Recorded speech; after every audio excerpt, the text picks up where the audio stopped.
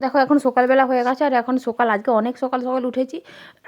তো এদিকের বাইরে বাসি পাট ফাট সব সারা হয়ে গেছে আর কিন্তু ভালোই ঠান্ডা। দেখো চাদর নিয়েছি আর চাদরটা বেশ মোটাই, কারণ হচ্ছে বাইরে ভালোই ঠান্ডা আছে।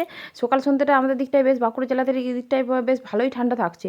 আর এদিকে দেখো রাত্রের বাসন অনেক পড়েছিল, তো সেগুলোকে ভালো করে গুছিয়ে নিলাম, ধুয়ে টুয়ে আমি সবই রাখি, তো সেগুলোকে আমি গুছিয়ে নিলাম। তারপরে দেখো গুছিয়ে নেওয়ার পরে যে হাঁড়িতে দুটিখানি ভাত ছিল কালকে রাত্রের, তো সেগুলো ঢেলে নেবো, দিয়ে হাঁড়িটা পরিষ্কার করে ভাতটা চাপিয়ে দেবো। তো ভাতটা চাপিয়ে দিতে দিতে দেখো এই যে ভাতটা চাপিয়ে দিচ্ছি গ্যাসেতে, তো জলটা ভালো করে আগে গরম হোক, তারপরে কিন্তু চালটা আমি দেবো।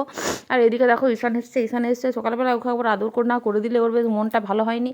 তো একবার ওই আদর করে দিন, আর ও দেখো কত মোটা একটা চাদর নিয়েছে, সোয়েটার পরবে না কিন্তু চাদর নেবে। আর এদিকে দেখো ভাতটা চাপিয়ে দিলাম, তারপর আমি দেখো ঠাকুরের পাঠ করতে এসে গেছি।